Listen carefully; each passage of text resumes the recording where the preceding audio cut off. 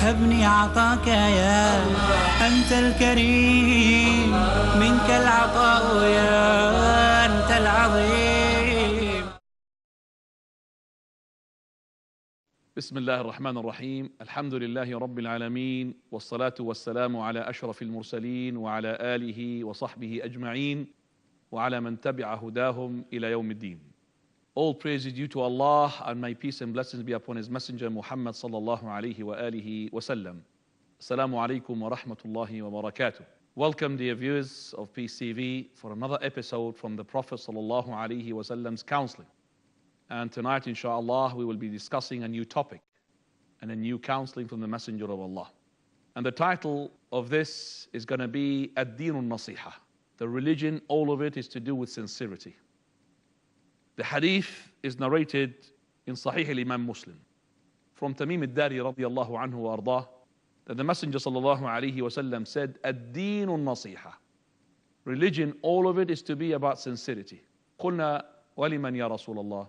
We said, Messenger of Allah, to whom is this nasiha, this sincerity or sincere advice? So he said, Lillahi, to Allah subhanahu wa ta'ala, wa li kitabihi, and to his books, قال ولرسوله, and to his prophet, ولأئمة المسلمين, and also to the leaders of the Muslims, ولعامتهم, and also to the general masses. Al-Hafidh ibn Hajar rahimahullah, he said regarding this hadith, it has fourth of the totality of the hadith. The fourth totality, it has the fourth of the totality, or a quarter of the totality of the religion. Not only that, we have Abu Dawood, he said, it compiles fifth of the religion. But Imam al-Nawawi, who comes later on, he says, verily those who had said it is a quarter or it is a fifth, they are wrong. Actually, the whole of the religion rotates around the sincere advice. It is very important to know when the Prophet ﷺ, he said, all of the religion is sincere advice, is exactly the same when he says, Al-Hajj Arafah. All Hajj is to do with Arafah. But it doesn't mean all the pillars is Arafah, but one of the most important things in Hajj is to be Arafah. And that is why the Prophet ﷺ, he said, Ad-Deen al-Nasiha. So this hadith had gathered two types of rights. The rights of Allah and the rights of the people. And the rights of Allah subhanahu wa ta'ala upon His people is that they should worship Him, associate nothing with Him. As Mu'adh ibn Jabal, he had said, when I was behind the Prophet sallallahu alayhi wa sallam on a donkey called Ufayr, the Prophet of Allah asked me, Mu'adh, what is the right of Allah upon His people? So I said, Allah and His Messenger knows best. He said, the right of Allah on His people, that they should worship Him, associate nothing in His worship. So he said to me then, do you know what is the right of the people upon Allah? So we got a right upon Allah. He said, Allah and His Messenger knows best. He said that if they worship Him, associating nothing with Him, then He should make them to enter paradise, or will make them not to enter the hellfire. So this is the rights of Allah subhanahu wa ta'ala upon His people. That is, to have nobody to worship Him except with monotheism, not to associate anything in His worship. And this will not take place except with the Prophet sallallahu alaihi wasallam, because the Messenger of Allah, he is the one who had showed us the path. And it cannot take place except with what Allah had sent with the prophets, and that is the books. So we find here an-nasiha, an-nasihatu lillahi wa li rasulihi wa li kitabihi, the sincere advice to Allah, His Messenger, and His books. And this is all of it under the rights of Allah subhanahu wa ta'ala. Haqqul ibad. As for the rights of the people, are of two types. This is ru'ah and ra'iyah, leaders, and ra'iyah, the general masses. So he who has done his duties from all of those rights, the rights of Allah and the rights of the people, then he had given the sincere advice to Allah, to His books, to His Prophet, and to the leaders and to the general masses. So the person who does not do these rights, the person who loses these rights, then he's not giving the right advice. So the loss that you have regarding fulfilling your duties towards these obligations, the obligations of Allah, rights of Allah, the obligation towards the people, then you are actually losing from the religion. You are losing from those rights. That means you are losing some of your religion. This is why the nasiha, or the sincere advice, had been deserved this name. That is, all the religion is to do with the nasiha, with the sincere advice. An-nasihatu lillah. Let's discuss now the sincere advice to Allah subhanahu wa ta'ala. Now this sincere advice to Allah, it has to fulfill two things. Number one, the monotheism. Number two, to keep away from polytheism. Monotheism is that to have the unity of Allah in His lordship, the unity of Allah in His worship, the unity of Allah in His names and His attributes. Again, the unity of Allah in His lordship. So Allah subhanahu wa ta'ala is to believe with a firm belief that Allah Azza wa Jal is the owner of everything. Allah subhanahu wa ta'ala is the creator. Allah subhanahu wa ta'ala is the one who gives life. And Allah the one who makes life to stop. Allah the one who is the provider, the one who is giver, the one who prevents, the one who is the owner of the religion. This is called Tawheed al-Rububiyyah. As for the second one, Tawheed al-Uluhiyyah, that is the unity of Allah Azza wa Jal in His worship. And that is to have a firm belief that there is no God worthy of worship except for Allah subhanahu wa ta'ala alone. Allah subhanahu wa ta'ala had mentioned this in Surah Al-Hajj and Surah Luqman. ذلك بأن الله هو الحق وأن ما يدعون من دونه هو الباطل. This is Surah Al-Hajj. ذلك بأن الله هو الحق وأن ما يدعون من دونه الباطل. This is in Surah Luqman. That it is only Allah subhanahu wa ta'ala is the haq, the true God. And whatever they worship beside Allah is to be falsehood and to be batil. This is called Tawheed al-Uluhiyyah. Tawheed al-Asma' wa Sifat. That is the unity of the names and the attributes of Allah, the Almighty subhanahu wa ta'ala. And that is, you believe in Allah Azza wa Jal, and the firm belief that He got the most beautiful names and the attributes. من غير تحريف ولا تعطيل ولا تكييف ولا تمثيل. Without tahrif, alteration. Without ta'til, negation. Without takyif, you're giving how the attributes is working. And without tamthil, that you are making Allah having the quality of mankind. Anthropomorphism, they call it. So, min ghayri tahrif, you don't alter the words of Allah. An alteration takes place either in the words, which is unlikely. If you change the words of Allah, everybody will know that you're changing the words of Allah. But the alteration of the meaning. So for example, Allah istawa ala al-arsh. Ar-Rahman istawa ala al-arsh. Allah subhanahu wa ta'ala had rose above the throne. Now, these people who have alteration, they say, well, rising above the throne means capturing the throne. Stawla. This is actually alteration in the meaning of the word. It does not mean that. It means rise above the throne. Rise above the throne. Istawa, it means rise above the throne. And then min ghayri ta'tilin, no negation. Some of the people would say, okay, we don't believe that Allah istawa ala al-arsh. It means He captured istawla, but we don't know the meaning, so we make tafweed. That means Allah knows best what is meaning of istiwa. This is called ta'til, because you have actually stopped the meaning of the word. The companions knew the word meaning rising. Istawa, rising is known to them. So this person who is making now ta'til, because he's saying it has no meaning, I don't know. Al-mufawwidah mu'attila. Now, وَمِنْ غَيْرِ تَكْيِيفٍ. That means we don't know how, because we don't know how Allah looked like. So we don't know how His attributes work as well. We don't know the reality of His essence. There is an essence, and there is attributes, but we don't know how these attributes work. We know that there is a how. We not just know the meaning, we know there is a how. But this how, we don't know how it is how. And that is why a person came to the Imam Malik and he said to him, tell me, how did the Rahman rise above the throne? So he just started thinking, and then he said, verily, al-istiwa'u ghayru majhul. That is, rising above the throne is not to be something that we don't know. We know the meaning of it. لكنه غير معقول. But it cannot be captured by our simple brains, because we don't know how. We know the meaning of it. The meaning of it is there. Al-istiwa. So Allah subhanahu wa ta'ala istawa. We will know. If you ask Him how, so this is called min ghayri takif. And min ghayri tamthil, that is to make Allah subhanahu wa ta'ala looking like His creature. as we said, anthropomorphism. A person making Allah Azza wa Jal, for example, looking like these creatures. A'udhu billah. This is tamthil. We can't give a tamthil to Allah. We should absolve Allah to look like any of His creations. لَيْسَ كَمِثْلِهِ شَيْءٍ وَهُوَ السَّمِيعُ الْبَصِيرُ. There is nothing like unto Him, and He's the all-hearing, the all-seeing. As Abu Hurairah was pointing.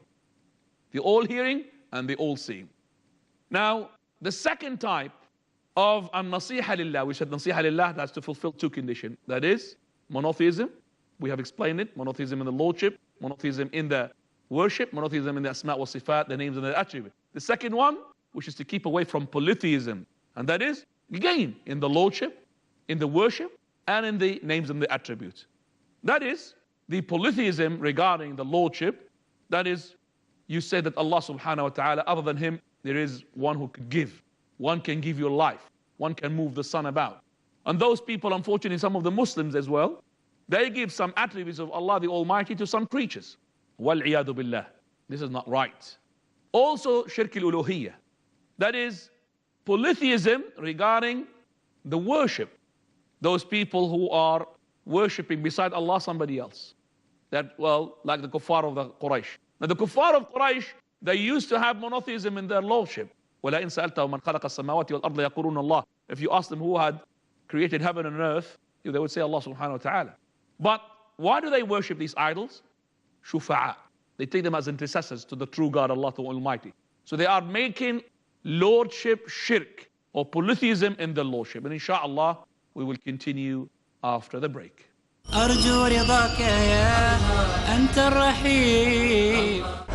Shirk, innovations, showing off, crimes against society, crimes against the family, crimes against yourself. Why do you think evil and corruption has appeared on the face of the land and in the sea? It is because of the evil which the hands of men have put forth.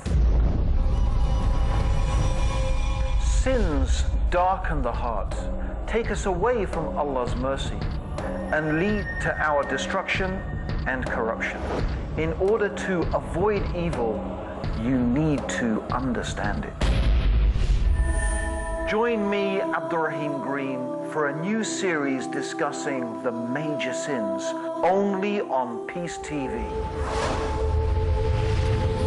To know the most serious and bad sins, as well as how to refrain from them, join Abdurrahim Green in Major Sins every Friday at 3:30 p.m. and repeat telecast at 2 a.m. India on Peace TV. Unity is strength. Unity that Allah Jalla wa Ala wanted us to establish. Unity is success. Salat al-Jama'ah is a reflection of the unity. Hatham al-Haddad. If we are not united, we are going to be sinful. The bond of brotherhood. To learn the art of differing, we need to realize that being united is something wajib. Strive for unity to make a difference from others in The Art of Differing, next on Peace TV. أرجو رضاك يا أنت الرحيم. بسم الله الرحمن الرحيم. الحمد لله رب العالمين. والصلاة والسلام على أشرف المرسلين وعلى آله وصحبه أجمعين وعلى من تبع هداهم إلى يوم الدين. Welcome back, dear viewers, after the break. And we've been discussing the second type of النصيحة لله.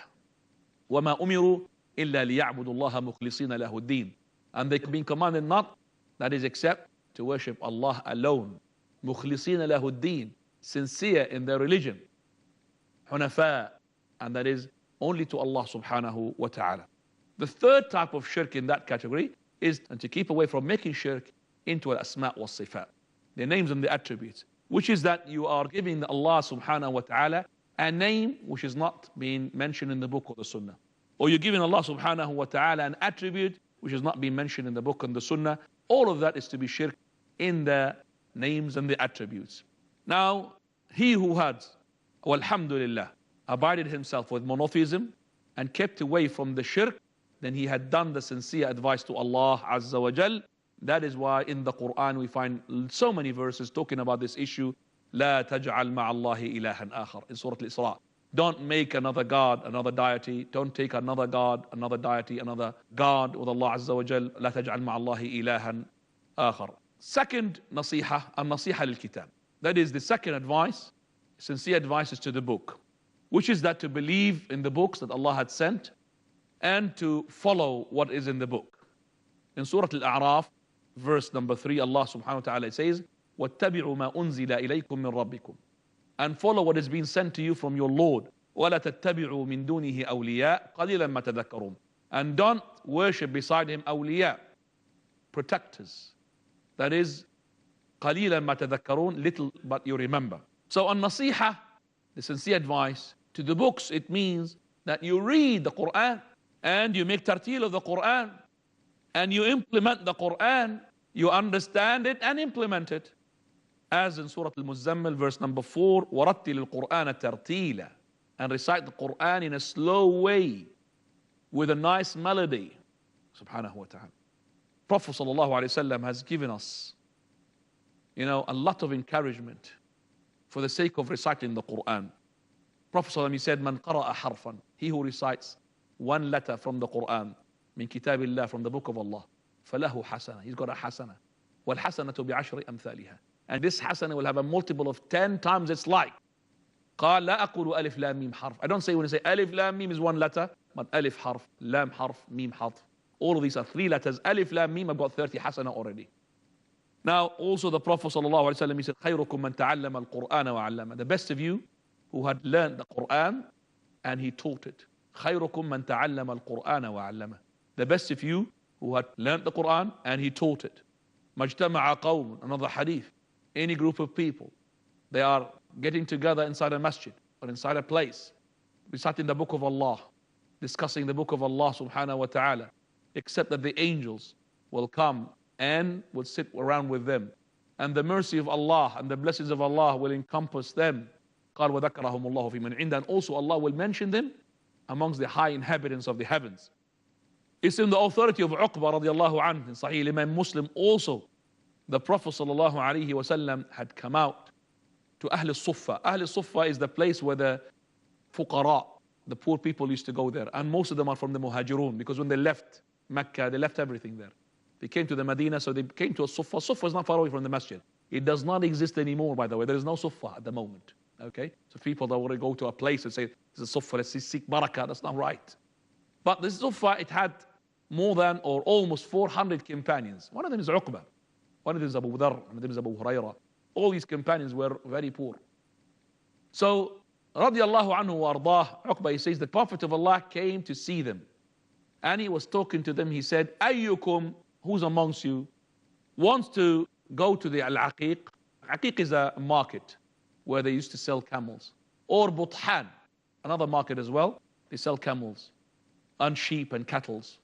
So Ayyukum, who's amongst you, wants to go in the morning to one of these markets and then come back with 2 she camels that has got great hump. Kawmawain, Zahrawain. That is great humps. They are so white because they are so fat. So they look white because they are meaty. And he comes back with these 2 great camels without having any sins or without severing his ties with his kinship. Meaning that you're doing it halal way. You go in the morning and you get back as a prophet 2 she camels with a great hump. It's like you go into a market and you're getting back 2 Porsches. Imagine. And you're speaking to the very poorest people there at that time. So all of the companions who are from Ahl al-Suffa, Messenger of Allah, yes, we like that, Messenger of Allah. So the Prophet of Allah, he said, okay, one of you can go to the masjid. He learns or recites 2 verses, better for him than having 2 she camels with great humps. Or recite 3 verses, better for him than purchasing or having 3 she camels with 3 great humps. And so on and so forth. 4 verses, 4 camels, and so on and so forth. So there's a plenty of reward. When you are doing sincerity, sincere advice to the book, by reciting the book of Allah, you're getting a mighty reward. Subhanallah. Now, we have to talk about as well, what is this book of Allah does to us? Because being sincere to the book, we need to encourage the people, what they've got in their hands. Let's just say, the person who holds on to the book of Allah, okay, how does Allah subhanahu wa ta'ala treat him? He will elevate him. Not just in the hereafter, no. He will elevate him in this dunya, in the grave, and in the hereafter. And that's what we are after at the moment. In the dunya, we have the story of Nafi' ibn Abd al-Harith, whom Umar ibn al-Khattab in his reign of his Khilafah had made him to be the mayor of Mecca. Mecca is a great city, and it has as well other villages, towns with it, and other valleys. One of the valleys is Usfan. So he met his mayor, Umar Khattab radiallahu anhu, in the valley of Usfan, which belongs to Mecca, and he's under the leadership of that Nafi' ibn Abd al-Harith. So he said to Nafi', who did you put as a person, as a sub-leader, onto that village, onto that valley of Usfan? So he said, Ibn Abza. Who's Ibn Abza? His name is Abdul Rahman ibn Abza. He said, Ibn Abza. So Umar Khattab, he said, who is Ibn Abza? He said, Mawla min mawalina. He's a free slave from our slaves. He's a free slave. It means he was a slave and we freed him. So he said, Istamalta Mawla? You have put somebody who was a slave before and he's free now? You made him as to be the leader? He said, well, فهو عالم بالفرائض قارئ لكتاب الله. He is a person who knows about inheritance law. Also, he is a reciter of the Quran. He's a person who knows how to read and how to teach, and he memorizes the Quran. So Umar ibn Khattab radiallahu anhu, he said, truly the Prophet sallallahu alayhi wasallam was truthful when he said, Inna Allah yarfa'u bihadha al-kitabi aqwama wa yada'u bihi akharin. Allah, with this book, elevates people, and through this book, he'll put people down. He'll put the people up, the ones who read the book of Allah, understand it, and implement it. And he will put the people down when they abandon the Quran, they don't understand it, and they don't implement it. We have also the story of Amr ibn Salama radiallahu anhu ardah, who had said that when the Prophet of Allah sallallahu alaihi wasallam was in Mecca, then he went to Medina, my tribe did not embrace Islam. And they were saying that if he comes and repossesses Mecca, then he must be upon the haqq. But before this happened, we find that the companions used to go in caravans and pass by the villages of those Amr ibn Salama. Amr ibn Salama, he said, I used to hear the caravans passing by and reciting the Quran. And I used to memorize when I was a kid. So when the repossession of Mecca took place and the Prophet of Allah, he had spread the Islam, he said, my father went to the Prophet of Allah and he showed that he's a Muslim. And he embraced Islam. Then he came back with some rules, with some education from Islam. So he came back to us, he said, the Prophet of Allah, I came from the best of the people, the Messenger of Allah, and he's telling us at the time so-and-so, pray so-and-so. That means al-dhuhr, pray al-dhuhr, asr, that means al-asr, and pray in jama'ah, and make the adhan, and let the person who knows the most in Quran to lead you. So they looked around, and they found that I was the best in memorizing the Quran, because I used to learn it and capture it from the caravans. So they said to me to go and lead the prayer. And guess what? How old he was. Amr ibn Salam, he said, I was 6 or 7, he can't remember exactly, 6 or 7 years old. Those people who are mighty Arabs, they just hear the Prophet of Allah telling them that let the person who knows the most about Quran to lead you. Straight away they will let a kid to lead them. That's what I said to you before, that the companions, they set the highest of example, the ultimate example in terms of the following to the Prophet ﷺ. Straight away, they surrendered. And they let that boy to lead them in the prayer. 6 or 7. Not only that, his shirt or his thobe was not long enough to cover his backside. So while he was making his sujood, okay, the women, they make sujood after the men. They were behind them. So one of the old women, I'm sure that all of them, they've seen him, most of them, but this old woman, because the old women tends to have no shyness like, the younger ones. After the prayer, she said to the people, go and cover the backside of your reciter, your imam, please. Because she could see the backside of his. He was 6 or 7 years old. So they bought him a thobe, which is a long one, because he can't afford it. And he was so happy with it. He said, I was never been happy since that day, or more than that day, when I had my new thobe, which covers my backside. So this is to show you how the Quran elevates people and puts people down. And Allah subhanahu wa ta'ala would elevate the people in this dunya by making these people who have the Quran to be even senior members, regardless of their age, to be amongst the shura members. Jazakumullahu khaira for listening. And may Allah subhanahu wa ta'ala makes what we have heard something to be put on our scale, not against us. وآخر دعوانا الحمد لله رب العالمين. الله